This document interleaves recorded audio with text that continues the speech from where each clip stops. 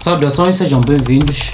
Este é o meu canal, chamo-me Silvino Custódio Costa. Para quem já me acompanha, já me conhece, já viu os meus vídeos. Para quem ainda não me conhece, caiu aqui de paraquedas, subscreva e clique no like para que possa receber mais vídeos. E veja os outros vídeos, são muito importantes, são vídeos muito explicativos. Essa é a segunda parte do tema causas e fisiopatologia, dos temas causas e fisiopatologia da diabetes mellitus tipo 1. Para quem não assistiu à primeira parte, é só ver aí no portfólio abaixo, tem primeira parte, causas e fisiopatologia. Assista para que possa perceber, porque lá falo muito mais das causas. Aqui nesse segundo vídeo é onde eu descrevo muito mais a fisiopatologia. Então assistam a primeira parte para que possam entender a segunda parte. Depois, para que não fiquem embaraçados, assistem a primeira parte, depois venham assistir a segunda parte, que é a parte, essa é a parte mais explicativa, mas para entender muito mais, essa é bom que assistam a primeira parte. Então, muito obrigado pelo carinho da vossa audiência, curtam, compartilhem e bora para o vídeo.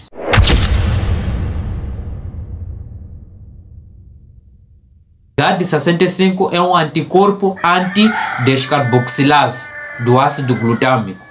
É um anticorpo que serve como marcador para o diagnóstico da diabetes mellitus tipo 1. Então, o que vai acontecer é que nós já temos um indivíduo com predisposição genética. Esse indivíduo com predisposição genética vai ter um gatilho. Um gatilho é o fator ambiental, que é uma infecção. Então, ele, na sua predisposição genética, já tem alterações a nível de cromossoma 6.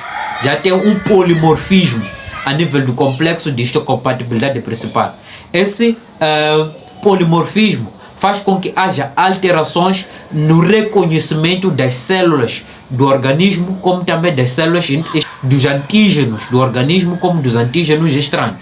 Então, esse indivíduo já tem predisposição genética e sofre um gatilho, que é uma infecção. Pode ser por Coxsackie vírus, pode ser pelo vírus da rubéola, pode ser também pelo citomegalovírus. Então, com essa infecção servindo de gatilho, nós ativamos os fatores imunológicos. Primeiro foram fatores genéticos, predisposição genética, depois temos fatores ambientais que serviram de gatilho para iniciar a resposta imunológica, ou os fatores imunológicos. Então, nos fatores imunológicos, nós encontramos uma resposta anormal do organismo, uma resposta autoimune que cursa com destruição das células beta. Essa destruição das células beta, lembrar que na fisiopatologia, ainda estamos na primeira parte, esta destruição das células beta pancreáticas vai cursar com um processo chamado de insulite. A insulite é a inflamação das células beta. Inicialmente, essa insulite vai levar a sintomas prodrômicos, sintomas, o paciente pode vir a ter febre, sinais ou sintomas inespecíficos, melhor dizendo. Então, esses sinais e sintomas não vão nos levar ao diagnóstico de diabetes mellitus tipo 1. Então, o processo do insulite ocorre quando já temos destruição das células beta.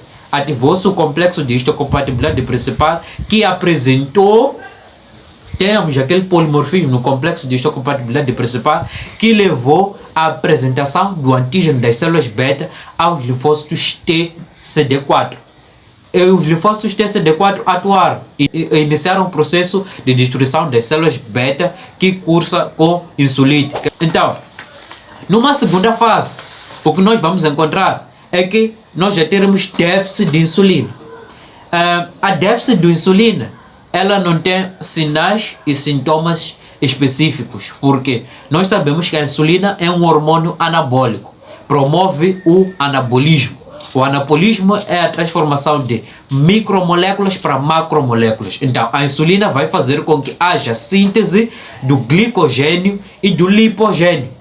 O glicogênio vai ser como um armazém de açúcar a nível um armazém de glicose a nível do fígado e a nível do músculo. E o lipogênio vai ser um armazém de glicose a nível dos lipídios do tecido do tecido adiposo. Então, essa déficit de insulina vai cursar com baixa síntese de gliconeogênio e baixa síntese do lipogênio. Isso vai fazer com que ative-se um processo que é regulado pelos hormônios contrarreguladores. Nós teremos a quebra desse armazém de glicose, onde vamos ter a glicogenólise e a lipogenólise. A glicogenólise e lipogenólise é a quebra, destruição da glicose que foi estocada no fígado, no músculo e no tecido adiposo, formando mais glicose na corrente sanguínea, transportando mais glicose para a corrente sanguínea. Então teremos o indivíduo que tem déficit de insulina e tem ativação desses componentes, glicogenólise e lipogenólise. E tem um outro processo, o terceiro processo, que é chamado de gliconeogênese. A gliconeogênese é a formação de energia, é a formação da glicose a partir de compostos não glicerídicos. A gliconeogênese é diferente da gliconeogênese, é diferente do glicogênio. Gliconeogênese é a formação de glicose a partir de componentes não glicerídicos. Forma-se açúcar a partir de compostos que não provêm da glicose. Ao passo que glicogênio é a formação de açúcar a partir da própria glicose. Estoca-se açúcar a partir da glicose. Então, esses são compostos muito diferentes. E trazer um vídeo aqui a falar, a detalhar sobre a diferença desses dois compostos, glicogênese e gliconeogênese. E é um terceiro composto que vai acontecer quando nós temos déficit de insulina. É regulado por os hormônios contrarreguladores, onde nós temos o glucagon das células alfa, temos as catecolaminas, temos o cortisol e temos a hormona de crescimento. Então, na segunda fase, ainda no decorrer da fisiopatologia desse paciente, nós teremos déficit de insulina. Essa déficit de insulina não é absoluta. Inicialmente não é absoluta. Então, inicialmente, nós teremos uma déficit ligeira da produção de insulina, que com o decorrer da destruição, nós vamos ter o desenvolvimento de uma déficit absoluta da insulina. Essa déficit absoluta da insulina é que vai levar já a um terceiro estado de hiperglicemia. Então devemos perceber, primeiro temos a destruição das células beta por conta de fatores imunológicos, fatores genéticos, fatores ambientais e fatores imunológicos. Em segundo, temos a déficit de insulina, que não é déficit absoluta inicialmente, nós temos uma déficit ligeira, que com o evoluir da destruição das células beta, nós teremos uma déficit absoluta. E numa terceira fase, nós temos a hiperglicemia. A hiperglicemia também compreende 3 fases. Porque não é logo o paciente já começou a destruir, já começa a ter hiperglicemia, não. Temos a fase de lua de mel. A fase de lua de mel é mais ou menos aquela fase que nós não temos destruição total das células beta. O pâncreas ainda consegue compensar a déficit de insulina. Então, nós temos a fase de lua de mel, que normalmente o paciente é assintomático. O paciente não tem nenhum sintoma, mas o organismo já está com hipertrofia compensatória das células beta. Então, essa hipertrofia compensatória das células beta vai fazer com que haja essa fase de lua de mel. A fase de lua de mel, paciente assintomático e não apresenta nenhum sinal de gravidade. Fica em casa, não se preocupa em dirigir-se ao hospital. Na segunda fase, nós temos fase de intolerância. A fase de intolerância é onde o paciente já tem alguns sinais de sintomas. Esses sinais de sintomas são sinais de sintomas inespecíficos que não vão despertar muito interesse no indivíduo. O indivíduo ainda vai continuar em casa, mas vai ingerir muitos líquidos, mas aquilo não vai lhe despertar nenhuma atenção para se dirigir à unidade sanitária. Então, na terceira fase, nós temos déficit absoluta de insulina, que vai levar a hiperglicemia. Hiperglicemia marcada. Então, temos que conhecer essas 3 fases. Temos a fase de lua de mel, temos a fase de intolerância e temos a fase de déficit absoluto. Essa déficit absoluto é que vai levar a hiperglicemia. Hiperglicemia marcada, onde o indivíduo já vai preocupado em dirigir-se à unidade sanitária. Então, depois da hiperglicemia, normalmente, se o indivíduo não se aproximar imediatamente à unidade sanitária, ele pode evoluir para a 4ª fase da fisiopatologia da diabetes mellitus tipo 1. A 4ª fase é a fase do desenvolvimento de complicações. A complicação mais comum da diabetes mellitus tipo 1 é a cetoacidose diabética. Então, o paciente vai apresentar cetonemia e vai apresentar-se com cetoacidose diabética. É a 4ª fase da fisiopatologia da diabetes mellitus tipo 1. Então, se o paciente não se aproxima da unidade sanitária com muita rapidez, ele vai desenvolver para a 4ª fase. Então, temos que entender essas 4 fases da fisiopatologia da diabetes mellitus tipo 1. Primeiro, temos a destruição das células beta, mediada por fatores genéticos, fatores ambientais e fatores imunológicos. Depois temos a fase de déficit de insulina. Depois da déficit de insulina, nós temos a fase de hiperglicemia.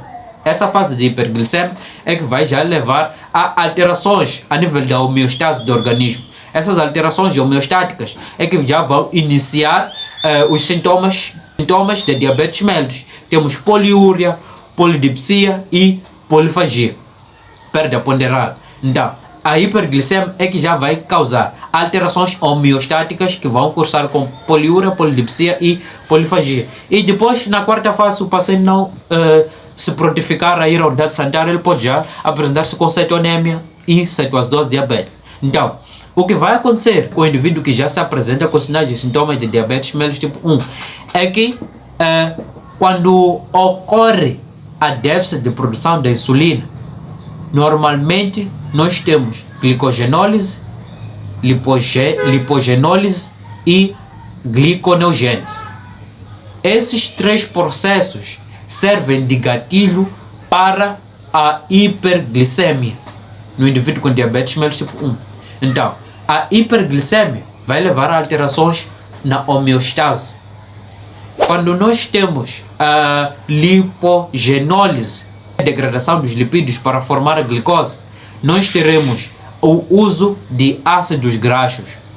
Esses ácidos graxos normalmente são utilizados a nível da periferia, muito mais no ciclo de Krebs. Nós sabemos que os ácidos graxos no ciclo de Krebs depois se transformam em acetil-CoA. O acetil-CoA a nível do ciclo de Krebs ou ciclo do ácido tricarboxílico, composto por 6 fases, depois vai formar-se em ATP. Então, a utilização dos ácidos graxos como fonte de energia não é uma coisa muito, mas muito normal para o organismo do indivíduo. E quando os ácidos graxos estão em excesso, excedem a utilização para se formar ATP. Então, ácidos graxos são muito importantes, mas muito importantes quando encontram-se em parâmetros normais. Porque em parâmetros normais, eles são utilizados na periferia para a formação do ATP.